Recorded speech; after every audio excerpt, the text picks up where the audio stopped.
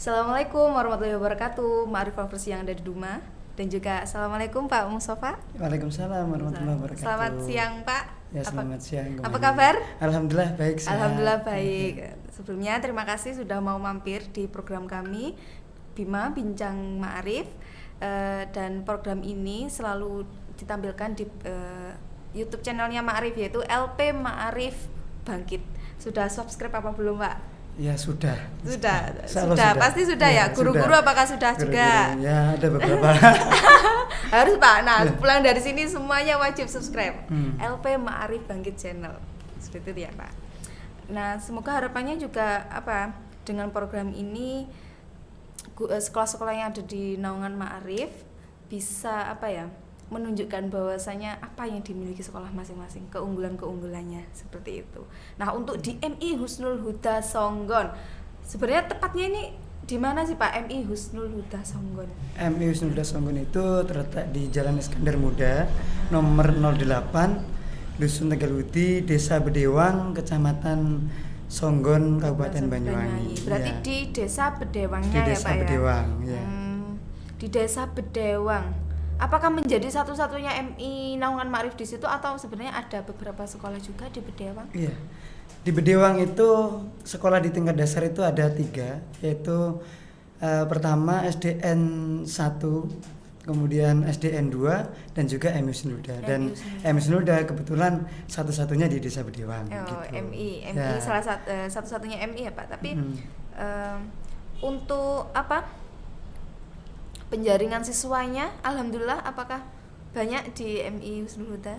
Alhamdulillahirrabbilalamin, untuk tahun kemarin ini perdana. Jadi MI Husnul Huda ini lahir tahun 1977. 77 berarti sudah berapa tahun sekarang, Dim? 44? Iya kah?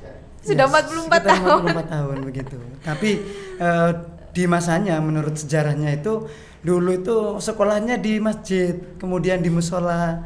Kemudian dibuatkanlah gedung begitu. Lalu sudah mulai gedung itu sejak tahun berapa Pak? Kira-kira tahun 1984, 85 begitu. 85. Jadi dulu sudah ada tapi gedungnya tidak ada. Dan alhamdulillahirrabbilalamin kalau sekarang seperti kampus Ibrahim sudah. Kampus Ibrahim. Pintu gerbangnya kira begitu. Pintu gerbangnya. Nah, setelah 44 tahun ini Pak, apakah sebenarnya visi misi utama dari MI Husnul Huda ini Pak? Ya, kalau visi misinya itu kalau menggunakan moto, Mbak. Motonya itu aktif.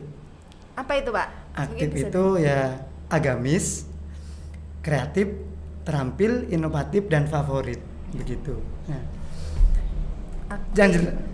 Jelasnya dari beberapa moto yang juga dikaitkan dengan visi dan misi tersebut, ini sangat berat karena kalau diterapkan dalam kehidupan sehari-hari itu kalau bisa diterapkan ini selesai sudah Mbak. Jangankan Bedewang Mbak, mohon maaf yang saya ya. Singojuru itu sudah ada yang inden mau sekolah di sekolah kami begitu. Ini jauh ya Pak ya? Jauh ya, tempatnya beberapa wali murid dari Desa Kemiri Mbak. Itu sudah karena memang di Desa Kemiri tidak ada madrasah begitu. Itu sudah mau daftar ke sekolah terdekatnya ke Bedewang ya Pak ya? Oh ya, Kemiri terdekat. Bedewang juga lumayan dekat ya. Ya. Betul sekali. Ya. Lalu apakah ada upaya-upaya khusus dari sekolah untuk bisa mencapai mutu tersebut? Iya, kalau boleh kami bercerita ya Mbak ya. Monggo Pak. Ya, saya masuk di Madrasah Ibtidaiyah itu tahun 2015 awal. 2015 berarti Awal. sudah 6 tahun ya Pak ya? Iya, Itu udah langsung 6 tahun. menjadi kepala madrasah atau menjadi guru dulu? Menjadi guru, Pak. Yang menjadi Begitu. guru. Iya, menjadi guru. Jadi perkembangan madrasah ibtidaiyah itu kami rasakan itu transisinya ratingnya naik itu per 2017 begitu. 2017. Iya. Jadi Pada saat jenengan jabat atau gimana? belum. Saya baru kemarin gitu kan. Nah, jadi itu Mbak, paradigma yang ada sebelumnya itu sudah bagus madrasah ibtidaiyah itu. Saya menemukan karena di awal saya di umum Mbak, saya di SD, di SMP begitu, kemudian lalu ditakdirkan Allah untuk masuk ke madrasah, itu ada satu hal yang beda terus terang. Mulai masuk anak diberikan pendidikan karakteristik tentang keagamaan begitu, terus dan setiap harinya berubah-ubah begitu. Artinya begini, misalkan hari Senin, kalau Senin itu diterapkan tentang pembelajaran tentang akidah, maka semua yang rukun iman itu kita terapkan. Loh, misalkan ada pertanyaan, loh padahal kan anak sudah hafal Pak rukun iman, ngapain? Bukan begitu, tapi ini merupakan sebuah doktrinasi untuk peserta didik yang baru.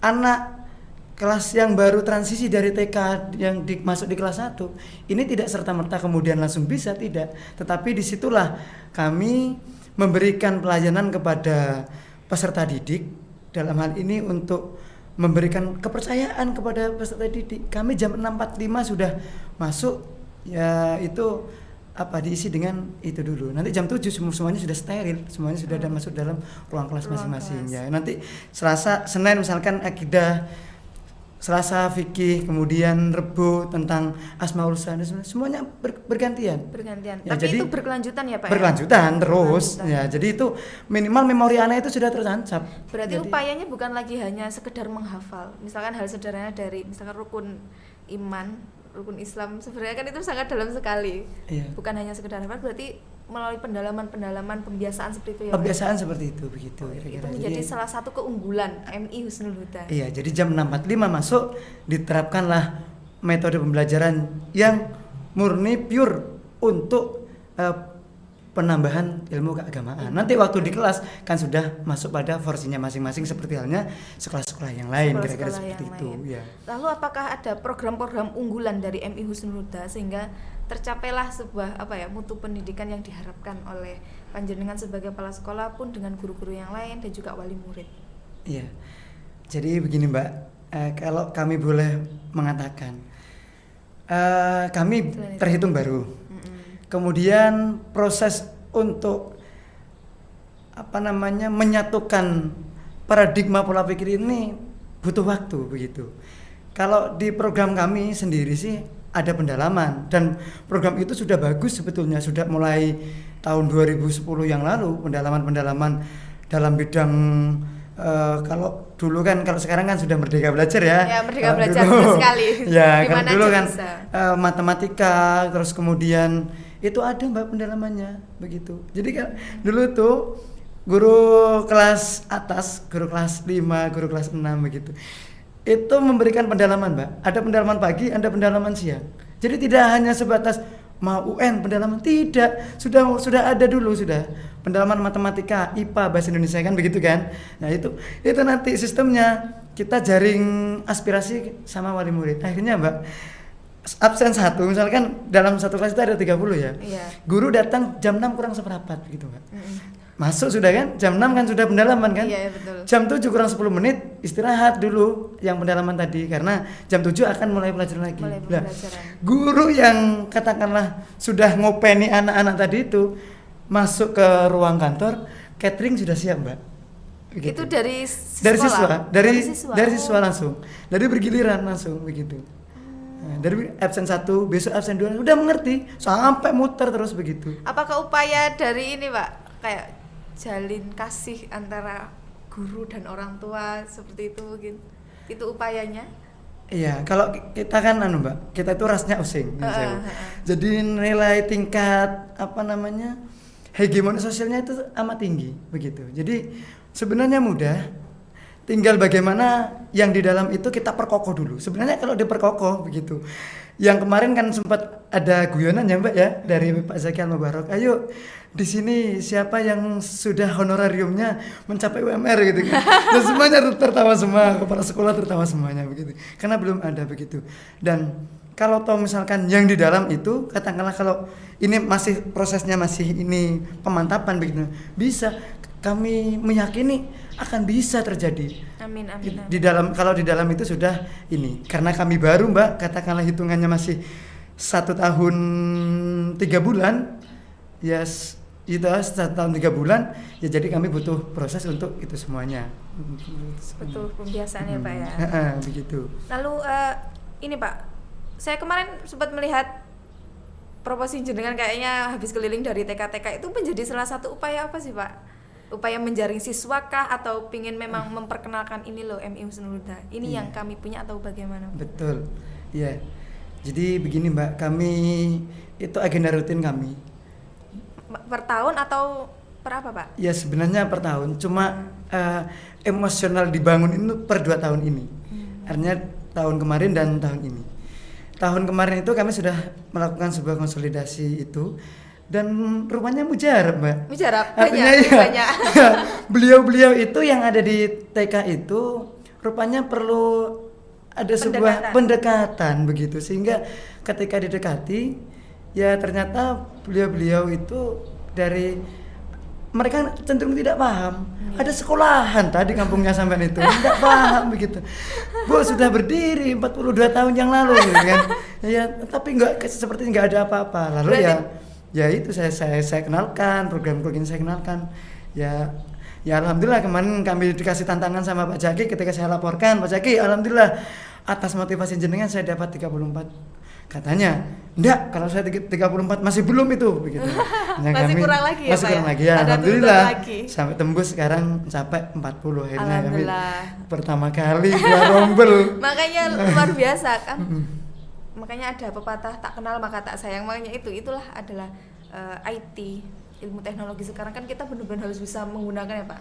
Ada yang sekarang ada sosmed, Instagram, Facebook, apalagi WA ada story WA-nya. Nah, itu kita benar-benar seperti yang dikatakan Pak Zaki dulu. Ayo guru-guru semuanya, kegiatan sekolah itu harus di-post terus.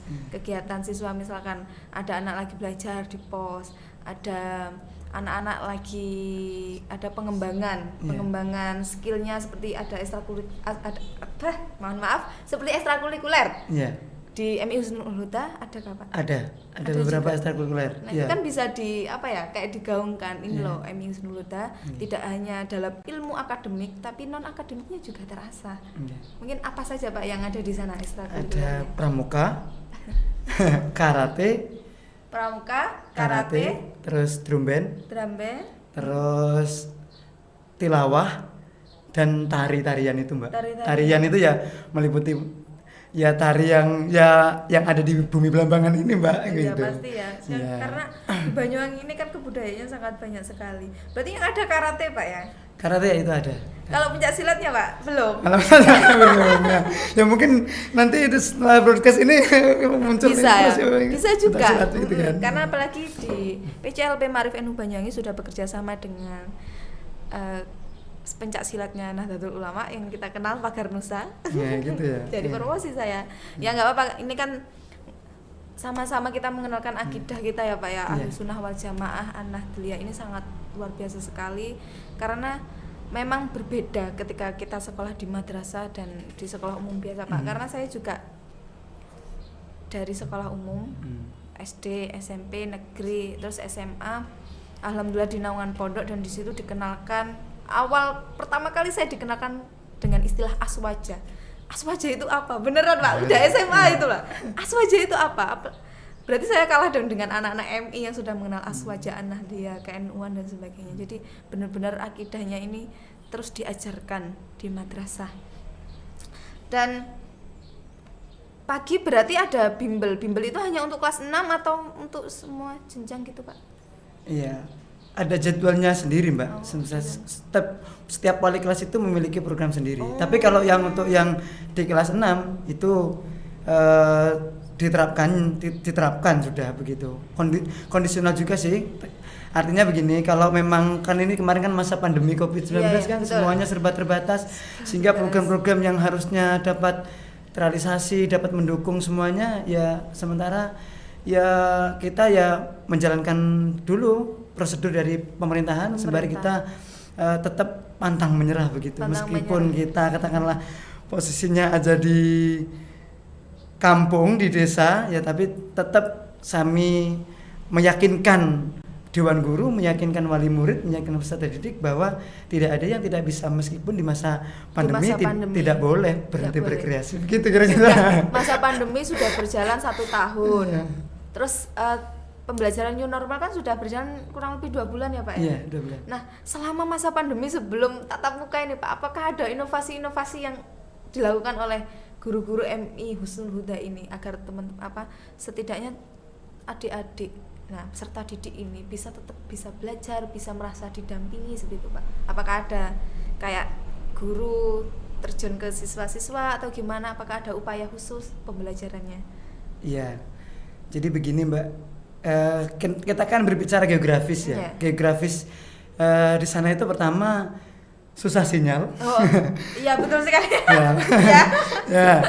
Yang kedua masyarakatnya tidak semuanya nyun sewu, meskipun katakanlah sekarang sudah berandroid semua, melihat ekonominya yang katakanlah mayoritas buruh itu tidak semuanya itu, maka upaya yang dilakukan guru yang pertama menggunakan ini Mbak, katakanlah daring yang ditentukan oleh pemerintah itu ya kita laksanakan itu, tapi kita nanti menganalisis kan tahu presentasinya berapa, berbeda-beda ya. Kalau presentasinya di sini langsung sudah guru dengan menggunakan protokol COVID-19 untuk melakukan upaya pendampingan kepada peserta didik, tentunya itu semuanya menggunakan protokol COVID-19. Dan waktu itu ketika masih belum diperbolehkan ya upaya kita ya terbatas, semua serba batas. Pendampingan terhadap wali muridnya agar tetap mengontrol proses KBM anak waktu di rumah begitu. Ya kadang-kadang kita karena semuanya masih ada keterbatasan ya Mbak ya memberikan tugas kepada peserta didik nanti 3 hari sekali itu meminta ke peserta didik untuk mempertanggungjawabkan apa yang diberikan oleh guru tersebut. Kan guru sudah kunjung anjang Mbak, ya, anjang ke rumah begitu. Jadi bukan lagi benar-benar 100% dikembalikan ke bapak ibu yang ada di rumah ya Pak ya? Nggak bisa Mbak. Tugas bersama. Iya, karena itu kan guru itu kan kalau menurut saya kan panggilan jiwa Mbak. Jadi ketika katakanlah ini pure kemudian dilepas, wah ini sangat bertentangan dengan hati. Moral, seperti beban moral ya Pak ya. Tidak bertemu anak-anak itu ya. Apa karena keadaan tidak bisa bertemu, tapi kalau tidak bertemu kadang ada rasa kayak nggak bisa menemani secara sepenuhnya. Betul begitu. Lalu kalau setelah new normal ini Pak, pembelajarannya bagaimana? Sudah benar-benar kembali seperti semula atau apakah ada batasan-batasan khusus terkait COVID-19 ini? Iya, terkait pembelajaran COVID-19 kami menerapkan sistem tetap Mbak, kami ikut panduan dari pemerintah. Kita masuk 50% ya begitu. Pagi 50%. Jam 7 sampai jam 9.30, nanti jam 9.30 sampai dengan jam setengah 12. Ya, tuh, seperti itu. Jadi kita menggunakan sistem itu. Memang kalau dikata berat ya berat Mbak, karena guru harus mengulang kembali. Tapi apapun itu memang kenyataannya seperti ini. Ya mau tidak mau kita harus melaksanakan itu. Sebab begini Mbak, kalau kita katakanlah kami melanggar itu resikonya kan berat begitu. Jadi kami memilih ikuti saja protokol COVID-19 yang masih katakanlah ada di bumi Indonesia ini. Ya semoga saja segera berakhir sehingga program-program yang kita rancangkan ini benar-benar bisa maksimal dan tereksekusi dengan baik sehingga PBDB depan ini ya minimal lah mempertahankan begitu, jangan sampai nanti turun begitu. Nah ini memang mencapai itu insya Allah lebih mudah daripada mempertahankan ya, betul sekali. Lalu bagaimana dukungan dari Bapak Ibu guru, dari lingkungan terus wali murid ke MI Husnul Huda ini? Apakah dukungan mereka ini dirasa masih kurang atau benar-benar full mendukung? Iya. Iya Mbak, ya itu yang sudah menjadi bahan diskusi semenjak awal mula kami terjun di sana. Di sini Mbak, jadi kita ada komite, kemudian ada yayasan dan juga wali murid. Jadi stakeholdernya kan keluarga sekolah itu kan meliputi dari stakeholder itu Mbak. Kita jalin semuanya itu. Namun demikian, karena wali murid ini merupakan mayoritas itu buruh dan buruhnya itu katakanlah 1 hari dan malamnya sudah capek gitu kan. Tentunya peserta didik ini bisa dikatakan kalau sudah di rumah ini jarang sama orang tua karena orang tuanya sudah ke sawah Mbak. Sawahnya ini sampai 1 hari begitu. Nah, kemudian dengan hal tersebut tentunya perhatian wali murid terhadap peserta didik ini kurang. Nah, karena kita menyadari akan hal tersebut, kita tidak berhenti sampai di situ. Maka apa yang dikatakan oleh Mbak Evi tadi, apa upaya-upaya yang dilakukan, ya tetap kita visit home, kita kunjung rumah. Bagaimana kita dapat meyakinkan wali murid bahwa kalau sudah di rumah, tanggungan ini sudah ini begitu kan. Tapi meskipun demikian kan tetap fungsi kontrol itu dilakukan. Kita diuntungkan dengan adanya Taman Pendidikan Al-Qur'an, Mbak. Sore itu anak ngaji, habis maghrib anak semuanya ngaji, nggak ngaji kita dengan guru datang ke rumahnya. Kenapa? Berarti masih kenal ya Pak ya budaya seperti itu ya? Begitu ngaji, jadi maghrib insya Allah steril Mbak. Jalanan itu ya ada ya orang tua saja. Kalau anak-anak sudah pada di masjid, musola dan di rumah-rumah ustadz itu begitu. Berarti sosial kulturnya sudah terbangun seperti itu Pak ya? Ya seperti itu. Karena memang setiap wilayah itu beda-beda Pak. Kalau di wilayah saya juga memang berbeda-beda. Ada yang ngajinya itu sore, ada yang ngajinya ba'da maghrib. Jadi nggak bisa kayak melihat langsung ba'da maghrib sekolah semua.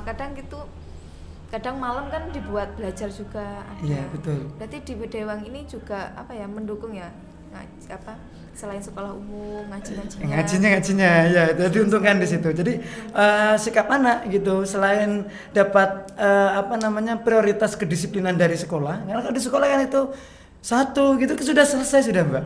1 itu posisi semua kelas kan, kalau kelas transisi kelas 1, 2 ini kelas transisi Mbak ya, itu langsung menengok kakaknya itu sudah selesai. Kalau ada kalimat ada bahasa 1 itu posisi semua steril, sudah ngaji dimulai sudah dari teladan ya Pak ya, hafalan sudah dimulai dan sebagainya itu ya kira-kira tuh seperti itu Mbak. Jadi alhamdulillahnya seperti itu, fungsi kontrol di sore hari, di malam hari itu semuanya steril di Pak, ya? tempat ngajinya masing-masing. Alhamdulillahnya di situ. Lalu Pak, alhamdulillah 15 menit sudah, tapi ini rasanya kurang panjang ya Pak pembahasan kita ini. Kalau untuk membahas secara detail tentang MI Husnul Huda, tentang keunggulan yang ada di sana. Lalu Pak mungkin ada closing statement kepada Ma'arif lovers yang ada di rumah.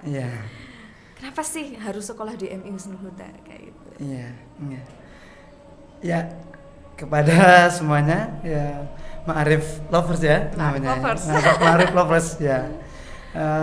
Kenapa harus sekolah di MI Husnul Huda? MI Husnul Huda ini sudah jelas motonya tadi itu aktif, yaitu bagian dari agamis, kreatif, terampil, inovatif dan favorit. Jadi sudah insya Allah kami MI Husnul Huda siap melayani putra-putri dari siswa-siswi baik khususnya yang ada di Desa Bedewang ataupun yang ada di sekitarnya.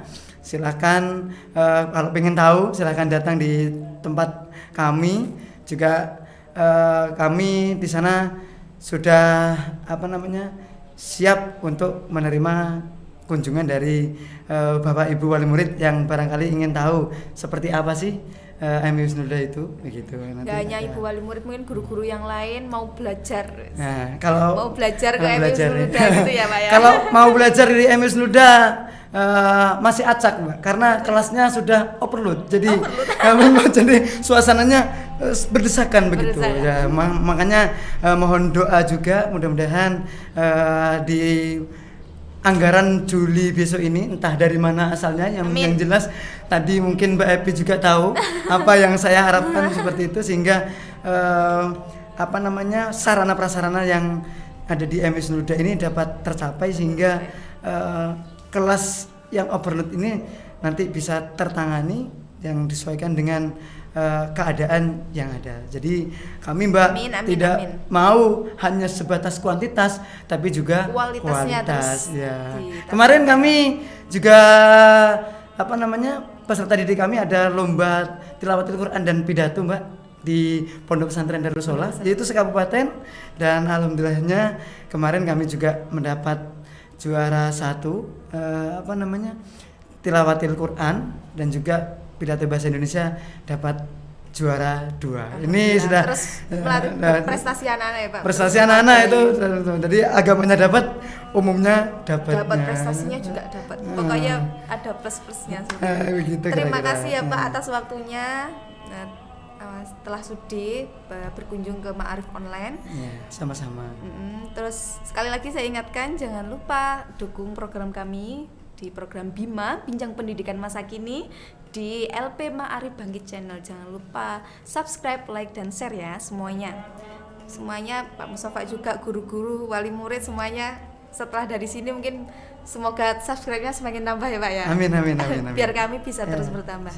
Baiklah Ma'arif yang ada di rumah, kami pamit undur diri. Saya Evi Yuniarsi beserta rekan saya yang bertugas dan juga Pak Mustafa pamit undur diri. Wassalamualaikum warahmatullahi wabarakatuh. Waalaikumsalam warahmatullahi wabarakatuh.